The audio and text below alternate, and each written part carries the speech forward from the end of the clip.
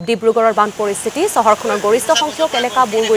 বুৰ গৈ আছে একাঠু এককাল পানীত হাহাকাৰ অৱস্থাৰ সৃষ্টি হৈছে নগৰাঞ্চলৰ লোকসকলৰ আৰু আমি পোনপটীয়াকৈ ডিব্ৰুগড়ৰ শেহতীয়া বান পৰিস্থিতিৰ বিষয়ে যাবলৈ বিচাৰিছো দেৱজিৎ চুটিয়াৰ কাকলৈ হয় দেৱজিৎ চুটিয়া ডিব্ৰুগড়ৰ শেহতীয়া বান পৰিস্থিতি সন্দৰ্ভত আপুনি কি জনাব আৰু জনপ্ৰতিনিধিয়ে বানাক্ৰান্তসকলৰ কাষত গৈ থিয় হৈছেনে বা কেনেকুৱা ধৰণৰ ব্যৱস্থা গ্ৰহণ কৰিছে আপুনি সকলোবিলাক আমাক জনাব হয় সত্যমণি যেহেতু আজি সপ্তম দিনৰ বাবে ডিব্ৰুগড়ৰ যি কৃত্ৰিম বান সেই কৃত্ৰিম বান পৰিস্থিতি আজি সপ্তম দিনে অব্যাহত আছে আজি কিছু উন্নত হৈছে কিছু বাট পথ কিছু আজি মুকলি হৈছে কিন্তু এতিয়াও দেখা পোৱা গৈছে যিসমূহ ল' লেন আছে যিসমূহ বিশেষকৈ আৱাসিক অঞ্চল আছে বহুতো ল' লেন আছে সেইবিলাকত আজিও পানী আবদ্ধ আছে আজিও বহুতো অঞ্চলত আজি চতুৰ্থ দিনৰ বাবে বিজুলী সংযোগ বিচ্ছিন্ন কৰি থোৱা আছে বহুতো অঞ্চল আৰু আজিও চহৰৰ যি মাজমজিয়া যিটো মানকটা পথ সেই মানকটা পথ আজিও পানীত বুৰি আছে সেই মানকটা পথৰ পৰাই মই আজি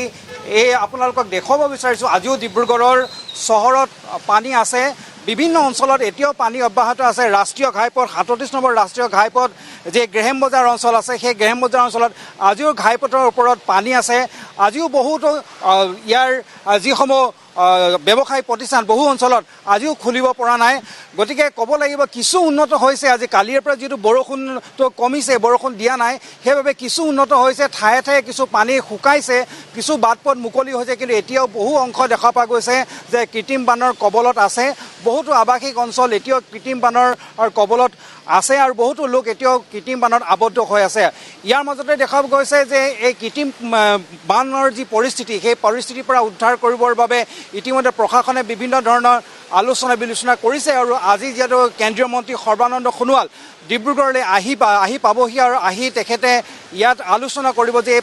পৰিস্থিতিৰ প্ৰতি কিদৰে ডিব্ৰুগড়বাসী উদ্ধাৰ কৰিব পাৰিব আৰু কাইলৈ মুখ্যমন্ত্ৰী অহা কথা আছে ডিব্ৰুগড়লৈ আৰু ইয়াৰ মাজতে মই যদি ডিব্ৰুগড়ৰ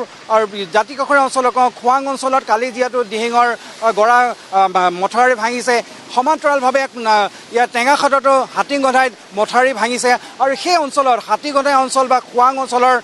যি মথাউৰি ভঙাৰ পৰা তাৰ দাঁতিকাষৰীয়া ভালেমান অংশ কেইবাখনো গাঁও প্ৰায় ৩০-৪০খন গাঁও এতিয়া প্লাৱিত হৈছে সেইখিনি জিলাখনৰ যিটো বান পৰিস্থিতি সামগ্ৰিক যিখিনি বান পৰিস্থিতি মই ডিব্ৰুগড়ৰ এই যি কৃত্ৰিম বানৰ কথা এৰিও সামগ্ৰিকভাৱে ডিব্ৰুগড়ৰ যি বান যিটো পৰিস্থিতি সেই বান পৰিস্থিতি আজিও যথেষ্ট জটিল হৈ আছে কাৰণ কালি যেতিয়া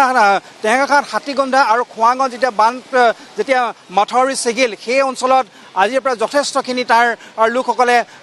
ভুগিবলগীয়া হৈছে বহু অঞ্চল এতিয়া প্লাৱিত হৈ পৰিছে আৰু লোকসকল ইতিমধ্যে আশ্ৰয় শিবিৰসমূহলৈ আঁতৰি গৈছে আৰু প্ৰশাসনে সেইবিলাক উদ্ধাৰ কৰিবৰ বাবে চেষ্টা অব্যাহত ৰাখিছে কিন্তু সামগ্ৰিকভাৱে ক'ব লাগিব